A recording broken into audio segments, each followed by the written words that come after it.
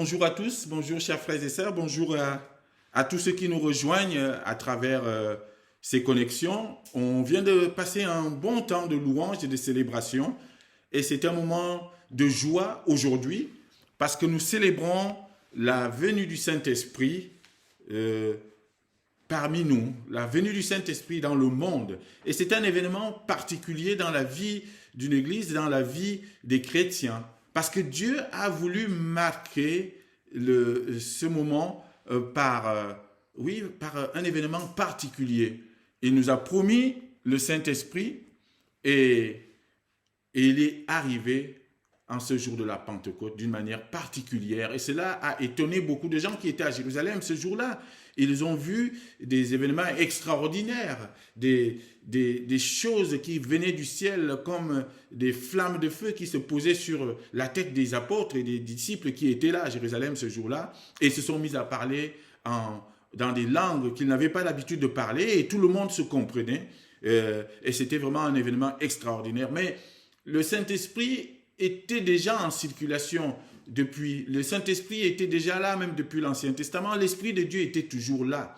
Mais Dieu a voulu marquer ce moment-là par un événement particulier pour dire, voilà, c'est à ce moment-ci va être considéré comme le point de départ d'une nouvelle vie, d'une nouvelle ère. Et cela coïncidait avec, justement, quelque temps après le départ de Christ de cette terre et après sa résurrection. Il est resté encore 40 jours avec ses disciples et après, il est monté au ciel et en partant au ciel, il a promis la venue du Saint-Esprit. Et au jour de la Pentecôte, donc 10 jours plus tard, donc 50 jours après les événements de la Pâque, le Saint-Esprit est venu sur cette terre. Alors, on peut se demander, qu'est-ce que le Saint-Esprit nous apporte véritablement?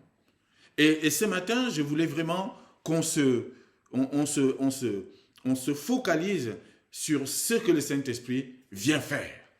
Parce que Jésus-Christ le dit dans sa parole, dans l'évangile de Jean que nous allons lire. Donc, je vous invite à prendre la Bible dans l'évangile de Jean, au chapitre 16. Nous allons lire du verset 5 au verset 15. Jean chapitre 16, verset 5 à 15. Et dans cet évangile, Jésus nous dit ce qu'exactement le Saint-Esprit vient faire sur terre. Qu'est-ce qu'il vient faire? Et le thème du message de ce matin, c'est le Saint-Esprit, un avantage à préserver. C'est un avantage que Christ nous envoie. Le Saint-Esprit est quelque chose que nous devons garder précieusement, que nous devons préserver et auquel nous devons faire attention. Nous devons écouter le Saint-Esprit. Nous devons faire attention à ce qu'il nous dit et nous devons obéir au Saint-Esprit parce que c'est un véritable avantage. Jésus, en partant, dit à ses disciples cette parole qui m'a toujours interpellé. Il vous est avantageux que je m'en aille. Alors on peut se dire, mais en quoi il nous est avantageux? En quoi il est avantageux que Christ parte? Est-ce qu'il y a mieux que Jésus? Les disciples ont vécu avec lui pendant des années. Et le ministère de Jésus, pendant 3 ans, il a cheminé avec ses disciples. Et puis, à un moment donné, il leur dit, il vous est avantageux que je m'en aille. Et alors, on peut se dire, mais pourquoi? Et en quoi il est avantageux que Christ s'en aille? On peut plutôt dire, mais le fait que Christ parte de ce monde, c'est triste. D'ailleurs, les disciples sont attristés ici à l'annonce du départ de Christ. On peut dire, le fait que Christ nous quitte, mais c'est terrible, ça nous déchire le cœur. Et les disciples auraient pu se dire, mais on a été avec lui tout ce temps-ci, il nous a protégés, il a prié pour nous, il a fait des miracles, et maintenant qu'il s'en va, mais qui sera encore notre guide? Les disciples sont perdus ici à l'annonce du départ de Christ, et c'est normal. Ils avaient l'habitude de marcher avec lui. Christ était leur guide, il était leur maître, il faisait tout pratiquement pour eux. Et tout d'un coup, il leur dit qu'il s'en va. Mais il voit la tristesse de ses disciples ici, qui ne le seraient pas. On serait tous tristes de perdre celui qui était notre guide, celui qui est notre maître, celui qui nous apprenait plein de choses. C'est lui qui faisait des miracles. Et Jésus, voyant cette tristesse, il va leur dire, mais parce que je vous ai dit ces choses, vous êtes tristes maintenant. Mais je veux vous dire une vérité. Et cette vérité, Jésus nous l'a dit à nous aujourd'hui, en ce jour spécial de la Pentecôte. Cette vérité, c'est quoi? C'est qu'il nous est avantageux que Jésus s'en aille. Et c'est ça que nous allons essayer de comprendre. En quoi c'est avantageux? Est-ce que Jésus veut dire ici que celui qui va venir va faire mieux que lui? Est-ce qu'on peut s'imaginer que quelqu'un vienne faire mieux que Christ? Est-ce que Jésus veut nous dire ici que sa mission n'a pas été totalement complète au point de vouloir, d'avoir besoin de quelqu'un d'autre pour venir la compléter? Est-ce que Jésus veut nous dire ici que le Saint-Esprit qui arrive fera mieux que lui? On ne peut pas imaginer cela. Mais ce que Jésus veut nous dire ici, en parlant d'avantage, c'est que les choses que nous n'avons pas pu comprendre avec lui, les choses que les disciples ne pouvaient pas supporter, et il leur dit cela dans les chapitres d'avant, on dit, j'ai encore des choses, dans les versets d'avant, j'ai encore, dans ce passage que nous allons lire, j'ai encore beaucoup de choses à vous dire, mais pour l'instant, vous ne pouvez pas les supporter. Jésus veut dire, ici par avantage, que vous allez avoir quelque chose, quelqu'un qui va vous permettre maintenant de supporter et de comprendre toutes ces choses que vous n'avez pas pu comprendre au moment où j'étais avec vous. C'est vrai. La mort de Christ, c'est resté un mystère et quelque chose, un événement très choquant pour les disciples. Ils n'ont pas tout compris, en fait. Ils n'ont pas tout saisi. Et le Saint-Esprit viendra là pour justement leur permettre de comprendre, et nous aussi de comprendre un certain nombre de choses. Donc c'est un avantage. Cet avantage nous est donné aujourd'hui. Et c'est grâce à l'Esprit que nous gardons notre relation avec Dieu. Et nous allons voir ces avantages dans le passage que nous allons lire. Alors oui, le Saint-Esprit est véritablement un avantage pour toi, pour moi, pour nous tous qui l'avons accepté aujourd'hui. Et c'est un avantage que nous devons garder et préserver. Alors lisons cette parole, ce passage qui se trouve donc dans Jean chapitre 16, à partir du verset 5, et nous lirons jusqu'au verset 15. Voici ce qui est écrit. Maintenant, je m'en vais vers celui qui m'a envoyé. Et aucun de vous ne me demande, où vas-tu? Mais parce que je vous ai dit ces choses, la tristesse a rempli votre cœur. Cependant, je vous dis la vérité. Il vous est avantageux que je m'en aille, car si je ne m'en vais pas, le consolateur ne viendra pas vers vous. Mais si je m'en vais, je vous l'enverrai. Et quand il sera venu, il convaincra le monde en ce qui concerne le péché, la justice et le jugement. En ce qui concerne le péché, parce qu'il ne croit pas en moi. La justice, parce que je vais au Père et que vous ne me verrez plus.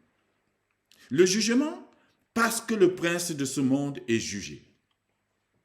J'ai encore beaucoup de choses à vous dire, mais vous ne pouvez pas les supporter maintenant. Quand le consolateur sera venu, l'Esprit de vérité, il vous conduira dans toute la vérité, car il ne parlera pas de lui-même, mais il dira tout ce qu'il aura entendu, et il vous annoncera les choses à venir. Il me glorifiera, parce qu'il prendra de ce qui est à moi, et vous l'annoncera. Tout ce que le Père a est à moi. C'est pourquoi j'ai dit qu'il prend de ce qui est à moi et qu'il vous l'annoncera. Amen. Voilà la parole qui nous concerne ce matin, une parole pleine de puissance et de force, une parole que Jésus adresse ici à ses disciples qui sont ici, dans les premiers versets, on voit qu'ils sont attristés d'apprendre que leur maître, le rabbi, va partir et va les laisser. Et ils ne cherchaient plus à réfléchir. Ils sont plongés dans la tristesse parce que celui qui les a conduits jusque-là s'en va. Alors, voyant cette tristesse, et c'est dans ce contexte de tristesse que Jésus va leur parler. Et c'est dans ce contexte de tristesse que Jésus va leur dire, « Il vous est avantageux que je m'en aille. » Et c'est une vérité. Il dit, « Cependant, je vois que votre cœur est rempli de tristesse, mais cependant, j'ai une vérité à vous dire. » Et cette vérité, c'est quoi? « Il vous est avantageux que je m'en aille. C'est la première chose que nous devons retenir ce matin. Le Saint-Esprit, c'est un avantage. Le fait que Jésus reparte dans le ciel est un avantage pour nous. Et nous ne devons pas prendre cela comme une tristesse. Nous ne devons pas prendre cela comme quelque chose qui doit nous déchirer le cœur. Le fait que Jésus s'élève vers le ciel conduit à la réception du Saint-Esprit. Et ce Saint-Esprit est un avantage pour nous. C'est quelque chose qui nous permet d'avoir, comment dire ça, un point d'avance sur le monde et sur les autres. C'est quelque chose, un avantage, c'est quelque chose qu'on a en plus. C'est quelque chose qu'on a en bien par rapport à d'autres. Et c'est quelque chose qui nous permet de nous distinguer des autres, mais de manière positive. Et c'est cet avantage-là que le Saint-Esprit vient nous apporter. Et c'est pour ça qu'il était important que Christ reparte. Et la première chose qu'il nous dit, et le premier avantage de ce Saint-Esprit qui arrive, c'est qu'il vient consoler. C'est un consolateur. Voilà le premier avantage. Le Saint-Esprit est un consolateur. Et un consolateur, c'est celui qui vient donc apaiser nos douleurs. C'est celui qui vient apaiser et enlever nos tristesses. Les disciples ici sont dans la tristesse. Et c'est parce qu'ils sont dans la tristesse que Jésus dit, si je ne pars pas, cette tristesse que vous commencez à avoir dans votre cœur ne sera pas apaisée. Parce que justement, le consolateur ne pourra pas venir. Donc laissez-moi partir. Permettez et acceptez que je parte pour que justement celui qui viendra enlever cette tristesse arrive. C'est-à-dire le consolateur. Le Saint-Esprit, c'est un consolateur. Mais Jésus-Christ aussi a consolé les affligés. Il a consolé ceux qui étaient dans la tristesse. Mais le Saint-Esprit vient justement aussi continuer dans cette logique. Le Saint-Esprit vient prendre sa part dans la mission. En fait, pourquoi Jésus doit partir? On aurait aimé qu'il reste tout le temps sur terre. Et peut-être qu'aujourd'hui, on ne connaîtrait pas la guerre, on ne connaîtrait pas toutes les difficultés qu'on connaît aujourd'hui. Mais Jésus s'en va parce que sa mission est terminée. Sa portion de travail était terminée. Vous savez, dans la Trinité, il y a 3 personnes. Il y a Dieu le Père, il y a Dieu le Fils, il y a le Saint-Esprit. Et chacun a une fonction particulière. Et Christ, sa fonction et son rôle, à ce moment-là, c'était de venir mourir sur la croix pour sauver les perdus. Il est venu sur terre pour une mission. Et cette mission a été accomplie sur la croix. Et il fallait donc qu'il reparte après la mission. Et quand il s'en va, la 3e personne de la Trinité, le Saint-Esprit, vient donc prendre le relais. En fait, c'est une continuité. Dieu n'a jamais cessé d'être dans le monde. Il a été par Christ et il est aujourd'hui par le Saint-Esprit. Le Saint-Esprit vient donc prendre le relais pour faire sa part dans la mission. La part du Saint-Esprit, c'est d'abord, il vient pour consoler. Il prend le relais. Et le consolateur, c'est aussi un intercesseur.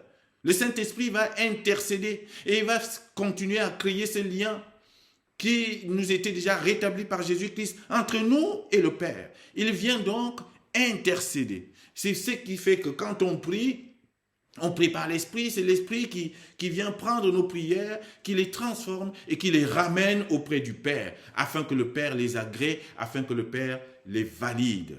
Et il va donc constituer encore et toujours ce lien avec le Père. Il vient intercéder. Il vient intercéder en notre faveur, en faveur du monde. Le Saint-Esprit est consolateur en ce sens-là aussi. Consolateur aussi parce qu'il est le défenseur. On l'appelle aussi le défenseur, l'avocat. C'est lui qui va justement plaider aussi, continuer à plaider auprès du Père, auprès du Fils, afin que nous soyons toujours agréables à Dieu. La parole utilise le terme de paraclet.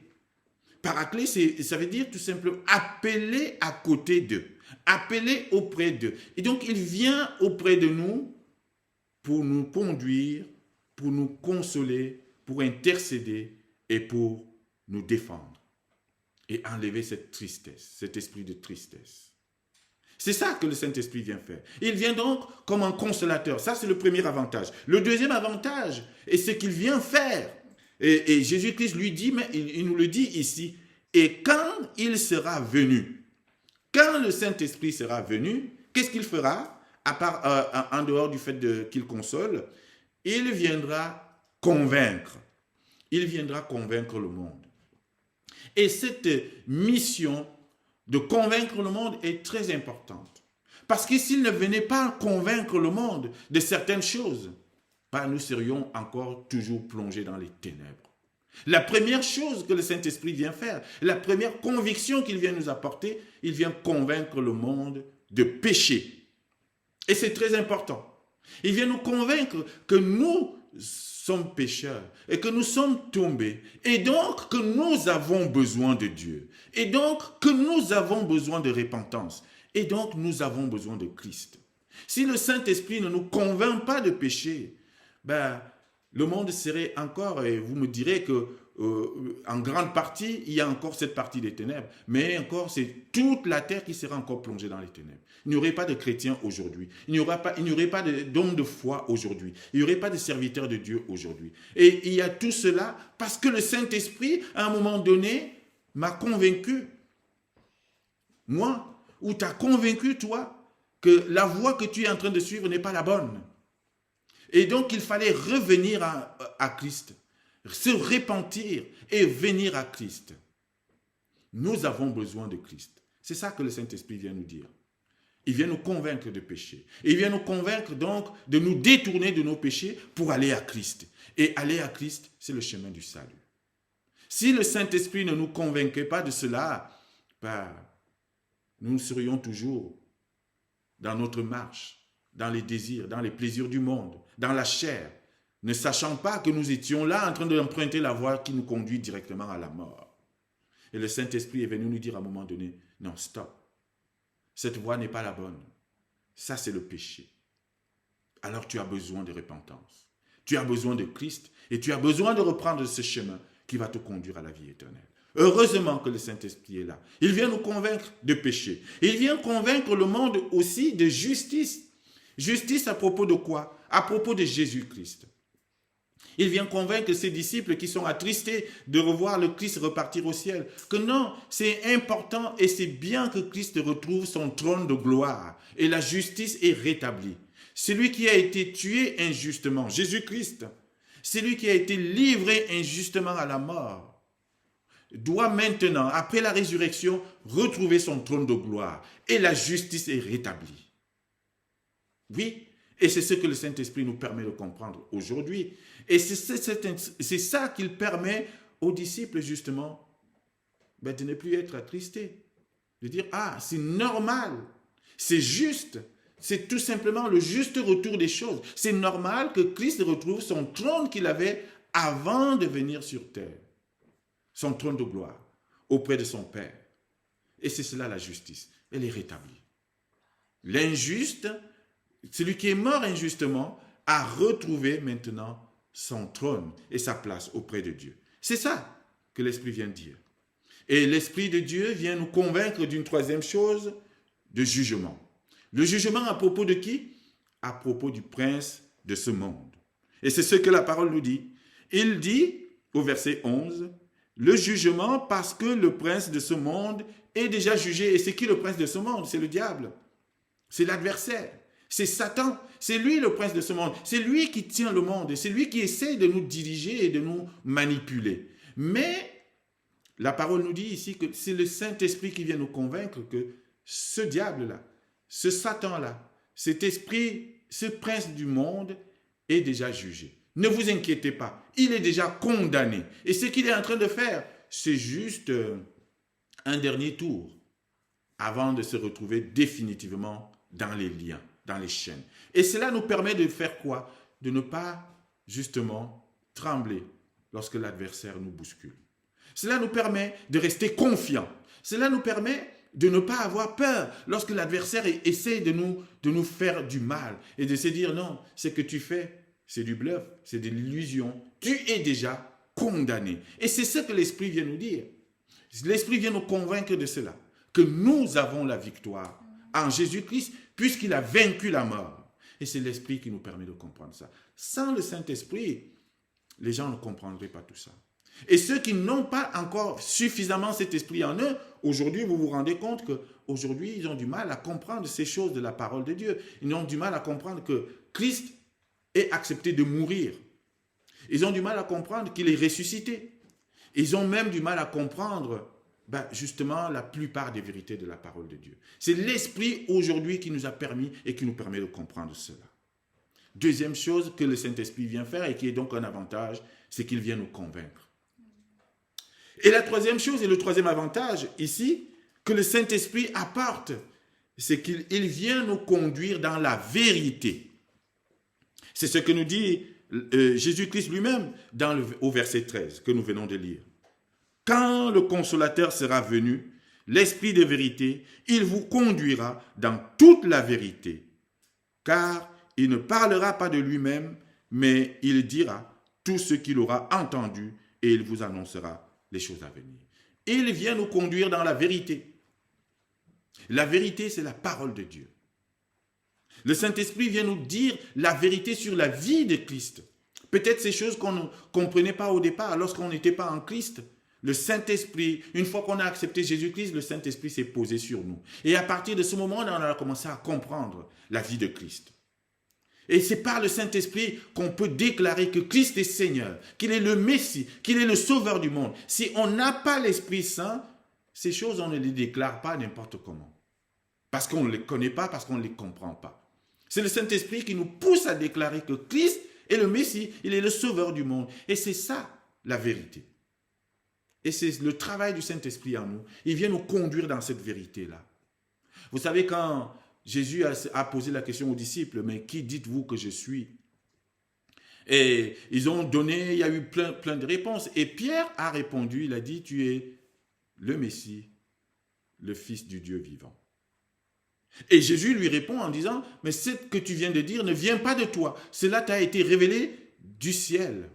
Cela vient du ciel. Et c'est l'Esprit de Dieu qui s'est posé sur Pierre à ce moment-là pour qu'il dise cela. Et pour déclarer que Christ est le Messie, nous avons besoin de l'Esprit. Et c'est cette vérité-là que l'Esprit est venu mettre dans notre cœur. Il vient nous conduire dans la vérité en ce qui concerne la mort de Christ et il nous permet de comprendre qu'il fallait que Christ meure pour que nous soyons sauvés. Ces choses-là, sans le Saint-Esprit, on ne les comprend pas d'emblée. Et beaucoup de gens dehors, ils disent encore, mais pourquoi il a fallu que Dieu vienne mourir, que Christ vienne mourir? Ils ne comprennent pas. Et beaucoup ont dit que le fait que Christ soit mort montrait le signe de la faiblesse de Dieu. Or, le Saint-Esprit vient nous convaincre que non, derrière la mort de Christ, c'est la puissance même de Dieu qui s'est manifestée. Derrière la croix, c'est la puissance de Dieu. Et cette puissance a continué jusqu'au tombeau vide, jusqu'à la résurrection. Et ça, nous le comprenons par l'Esprit.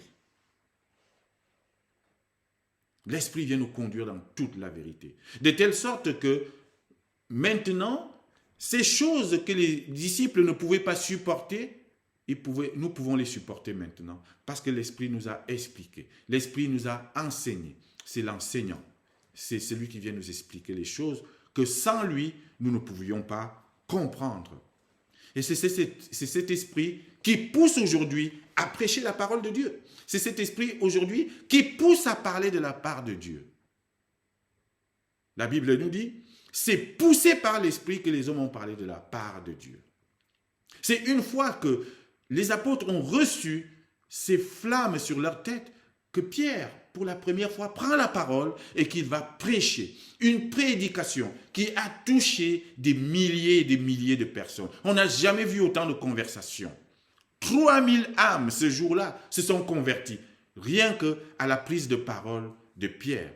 Pas parce qu'il était bon parleur, pas parce qu'il était très convaincant, non, c'est parce qu'il était déjà animé de l'Esprit Saint. Et c'est l'Esprit qui conduit dans cette vérité et qui convainc.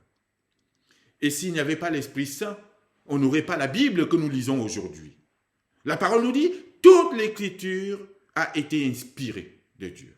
C'est l'Esprit de Dieu qui souffle dans la Bible que nous lisons aujourd'hui. C'est l'Esprit de Dieu qui a inspiré les auteurs de la Bible, qui a touché les auteurs de la Bible pour qu'ils écrivent ce que Dieu voulait nous faire entendre et nous faire lire. Sans esprit, on n'aurait pas la parole de Dieu que nous lisons aujourd'hui. Oui, l'Esprit de Dieu, le Saint-Esprit vient nous conduire dans la vérité. Et cette vérité, elle est dans la Bible. Elle est dans la parole de Dieu.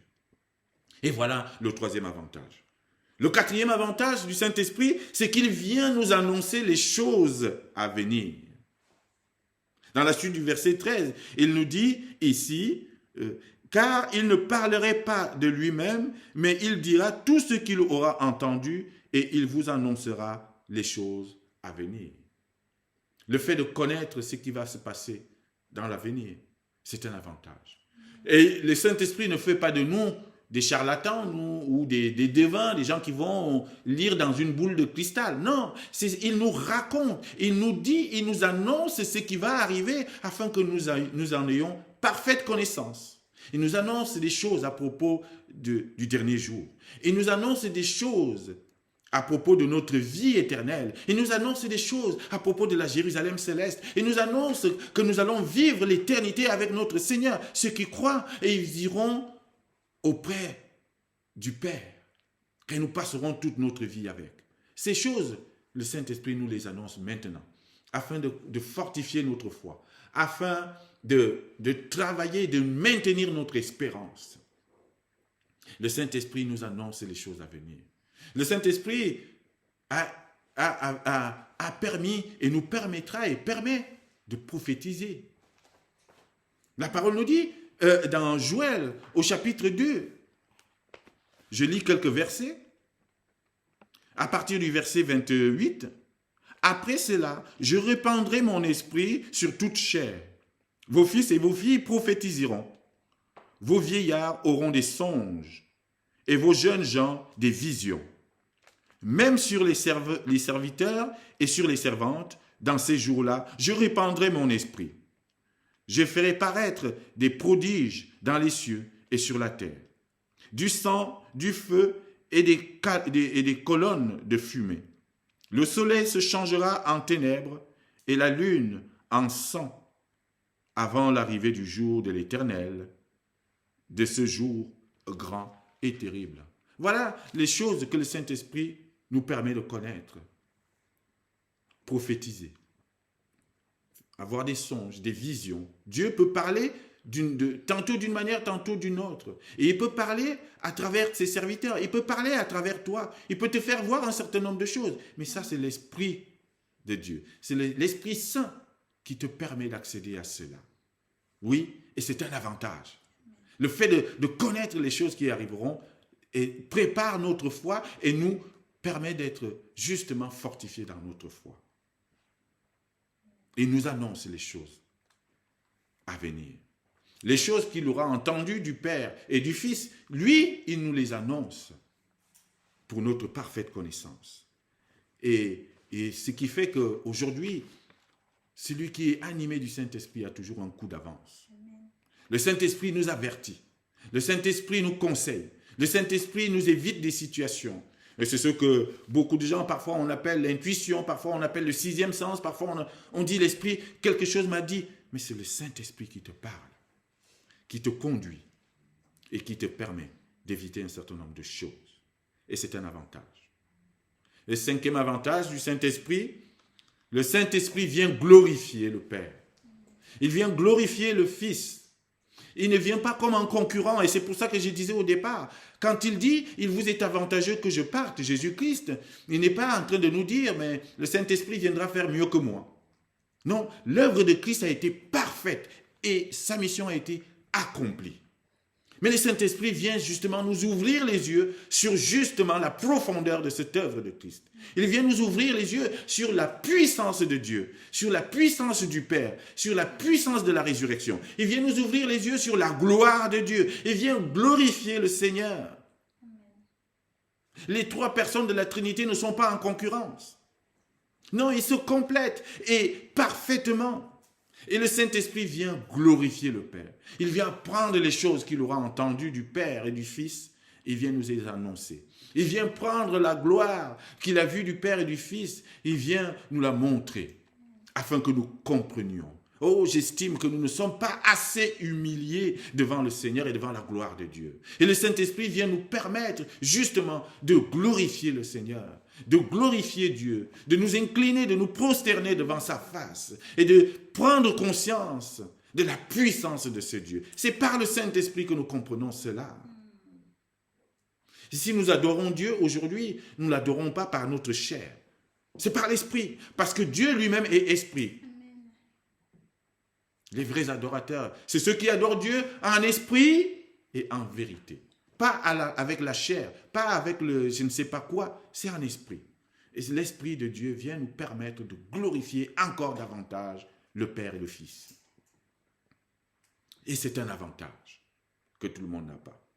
Alors pour finir, et si nous avons tous ces avantages à travers le Saint-Esprit, il vient nous consoler, il vient nous convaincre de péché pour nous amener à la repentance et au salut. Il vient nous conduire dans toute la vérité.